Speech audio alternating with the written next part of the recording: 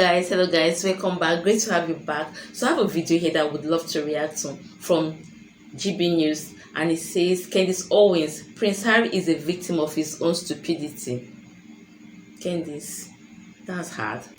I thought your analysis of this book was spot on. You've called Harry despicable for trying to trash the royal family's reputation and dragging them below even what the Kardashians would get up to. So from an American perspective, do you think he has succeeded in damaging the monarchy, or is the biggest damage actually to the brand of himself and Meghan?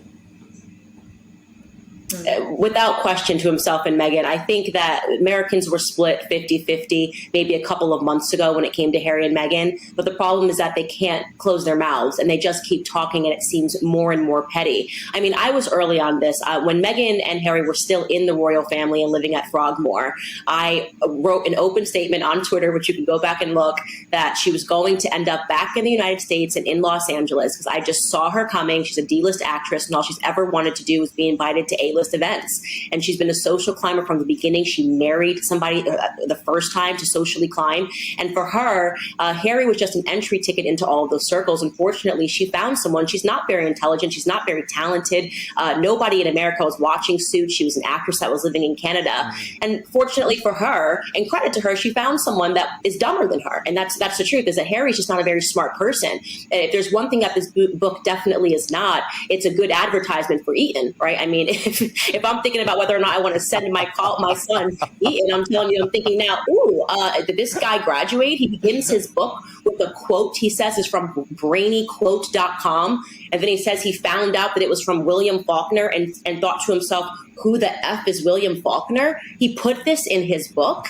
It instantly lets you know how non-academic he is. And so you feel bad for him only because I do believe that he is a victim of his own stupidity. And I mean that, and I'm saying it heartfelt, just so you know. That is the best case scenario, is that Harry is a victim of his own stupidity. And he's also tremendously privileged. And when I read this book, I just said the new title, it should either be Spite or Privileged. He actually believes that the things that he has lived through has rendered him a victim. He thinks he goes in this prologue, he starts talking about attending, I believe, Eton College. I think it was the prologue.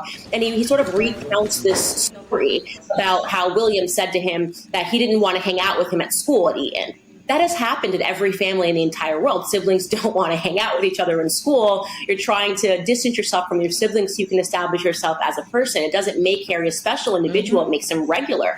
That he had the nerve to put into his book that while living in Balmoral Castle, an actual castle, he details that it has 50 rooms. And his gripe is that he had to share a room with William and that he got the bad half of the room. In a castle with 50 rooms. Is this supposed to be relatable? It's not very relatable. Every person under the sun, as a younger sibling, forget being the heir or the spare, understands that the older sibling is afforded certain privileges, like the bigger room. That happens in households all across the world. But Harry actually believes that this is some slight against his childhood. And then I just want to add here, going back to why I do believe that he is a victim of his own stupidity. He writes this one paragraph where he details how he's always been the spare, right? He's always been the spare, and that he was told explicitly, he uses the word explicitly, that he existed to perhaps provide a spare kidney or some spare bone marrow. Let me tell you, Dan, okay, I don't need fact checks. That just never happens. Nowhere in the history of the world did it turn over to a younger sibling and say, you exist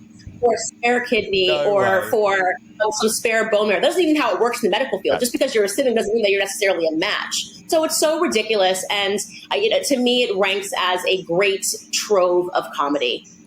And I agree with all of that, right? But even a lack of intelligence, Candace, does not excuse the way that he has thrown his own flesh and blood under the bus to make millions and millions of dollars and seek a deranged sort of revenge because he's been manipulated by his wife. I mean, it's inexcusable the way that he talks about his father and his brother. And even, I couldn't believe this, he even slags off the late Queen and her late sister, Princess Margaret. It's almost like no one is safe from him. Actually, the ugliest part is that he included his niece, Charlotte, crying over a bridesmaid dress. It's so remarkably petty. And the idea that you would use a toddler for book fodder and clearly excerpted text messages. We don't really know what's happened. He's being very careful to say, I don't know what this part is. His memory gets very foggy when we have the potential to receive some clarity about who his wife is. I think she is actually quite rude. She was quite rude to Kate. Memory gets foggy when it's convenient. Then he has sharp and crystal clear memory whenever he wants to basically sell to us that he and his wife are victims. But you are correct, and I will say this. Americans have a very big appetite for drama. That's why they moved to LA. It was always her plan to get back into LA. It's why she called Tyler Perry a perfect stranger and boo-hooed on the phone and called and told him everything, even though she had never spoken to him prior, because she wanted to get back into LA, and Tyler Perry is a billionaire. It's very easy to understand Meghan and what her desires are. But what I will say is that even for Americans, turning your back against the family is a step too far. You can maybe do that once and claim racism, and you had everybody believing that this must be it in the fog of Black Lives Matter and George Floyd when everyone was going crazy. But now there's more of a sober analysis on what's taken place. It seems too petty. It's gone too far. Not even the Kardashians. That is perhaps the example of the most crass family that we have in America. They put everything on display. But I will tell you one thing about the Kardashian sisters. They are loyal to one another. Yes. That is the reason why people like them, right? They don't ever sell each other down the river, and they're a very close-knit, tight family, and people enjoy that. What Harry is doing, and that any wife would stand by and allow her husband to do this. There are some parallels. My husband and I, obviously, he's English. We fell in love at the same time. I'm an American girl that came from nothing. My husband's family has a bit more than me. My husband's father is in the House of Lords. And it was, to understand the English culture, how did we end up on opposite sides of it? Why do I not think the UK is a racist country? Why do I think that the royal family is this wonderful traditional thing that's existed for a long time that has united the UK? And nobody even knew that Meghan Markle was Black until she wanted to tell us this. She never said she was Black throughout her entire career, never spoke about her Blackness. But when she needed an excuse to get out of being a bad person, she used it because the moment was right, as I said, during all the Black Lives Matter protests. In the same way, and this is a bad thing to say, Harry has used Princess Diana as an excuse and as a shield, and something that is obviously very sad and a tragedy for any child to experience. He is now using it to say, well, you can't critique me because I am Princess Diana's son and I suffered this tragedy. Well, guess what? So did William. So did Prince William. And what you are doing to him, what you have done to his daughter, what you did to Charlotte, your niece, how dare you? Honestly, how could you ever do that to a little girl? To put that into a book, something so personal and perfectly normal, and to do that to his wife, Catherine. What has Princess Catherine ever done to Harry but love him? He should be ashamed of himself. Yeah, I suspect he is, because you can lie to the entire world. When you have quiet moments, you cannot lie to yourself. Yeah, and indeed, and in the book, he even describes Kate as the sister he never had. Well, funny way to treat your sister. You mentioned Meghan's, shall we say, changing views on race. You have actually said in all of Spare and all of the characters spoken about in Spare, the people spoken about in Spare, you believe Meghan Markle is the most racist person in the book. What do you mean by that? What I mean by that is that if you go back and you look throughout Meghan Markle's entire career, she never wanted people to know that she was Black. She never wore that on her sleeve. She never spoke about her Blackness. If we had looked at her, I maybe would have assumed that she was Hispanic. No one would have ever guessed that she was Black. It was never relevant to where she wanted to be in her career. And the first time that you find that Meghan mentions her Blackness is when she wants to get out of the royal family. Even at the wedding, the only Black people she had were billionaires that she wanted to be on their shows. She had Oprah and she had Gayle King and she had her mother, who is partially Black. But Meghan Markle didn't have any of her Black family members at her wedding. This is a woman that was escaping her Blackness throughout her entire life until she realized that it could be used to her advantage. And I find that to be despicably racist. When you say the only value that being Black has to me is when I can use it to get ahead and to climb the social ladder, and that's when I'm going to mention it, and I'm going to use it as a shield so you can't say anything because I'm Black, and how dare you speak about a Black person in a negative way, because she realizes that I don't have to face any critiques. I'll just call it racism, and then everyone will have to excuse my behavior. I find that to be despicable. It's a very bad view of Black Americans to have, and I want to be clear that it's not the way that most of us think. And so I'm so disgusted. Now she's done a 23andMe because she wants people to know what percentage of Nigerian she is. She suddenly became interested in knowing what percentage of Nigerian she was at the ripe age of 41 years old. Do me a favor, spare me, Harry, spare me.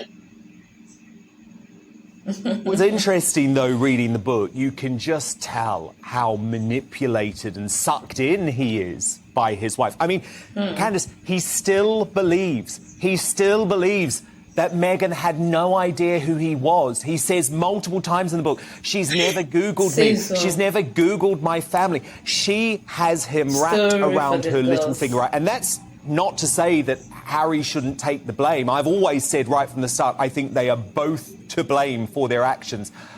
But he is manipulated by her, is he not? Absolutely. And what's so funny about that is Meghan is a trained actress. What she does is that she studies people. She's not a good actress, but she is a trained one, right? She's been doing it her entire life. And there is no doubt that she studied Princess Diana. She studied her mannerisms towards Harry when he was a boy and the way that she grabs her face. And this is the psychopathic elements of what she does, putting a pregnancy text next to Princess Diana's hair, saying that she put her hands on the grave to have a conversation with her, bursting into tears. And she has convinced, there's a thing called in psychology called the Freudian transfer. She has convinced Harry that she is Princess Diana, except this time he has an opportunity to save her. That is the truth. And it's worked, right? So she's done this convincing performance for Harry that I don't know how I ended here. I just love you. And I'm just like your mom. And the one chance that you had to save your mom again, when he recounts that tale and the things that she said, she threatened homicide on her unborn child and suicide on herself. And then she convinced Harry that it was his idea to leave the UK.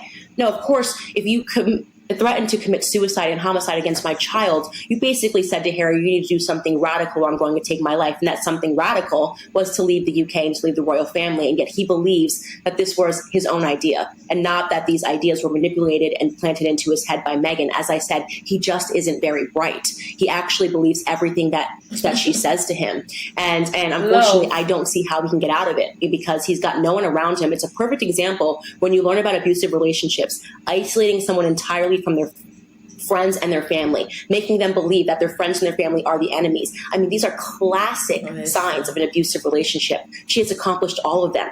Getting him to speak loudly, speak out against his family. I mean, what late stage of victimhood is he in right now? So he is. I'm angry at Harry for what he's done to his family. There is a part of me that does see him as a true victim in a very dangerous relationship that he is being manipulated within. Like, what's not gonna happen to anybody is to turn them against their own friends, their own family, like you left them stranded. Like no matter how deeply, no matter how you love someone, don't allow that person to get the better part of you. You're back on your own family, exposing your family's secret that they have held for ages, even before you were born. Only for one person to just come around and change that in a twinkle of an eye. Exclude you from your personal life, exclude you from your own people that you grew up with, people that know so much about you, people that can come to save whenever you're in trouble. Like the only thing I'm going to blame, the only person I'm going to blame in all this is Harry. Like he gave Meghan too much upper hand to manipulate everything. So amazing how Candace always can see through people, especially Meghan. Like everything she said in this interview is exactly who Meghan Markle is. Please, no matter what you do in this life, don't allow a woman, don't allow any man, don't allow any woman to turn you against your own family to the extent of leaking your own family secret. There's some personal thing that you should hold, but no matter how you love someone, there's not everything that you just spill for what. When there's trouble in the future and tomorrow, a person will use it against you. You'll be helpless. You'll be left helpless and at the mercy of that person. Guys, hope you enjoyed the video as much as I did. See you on the next one. Watch, like, subscribe. Be at peace with yourself. Bye-bye.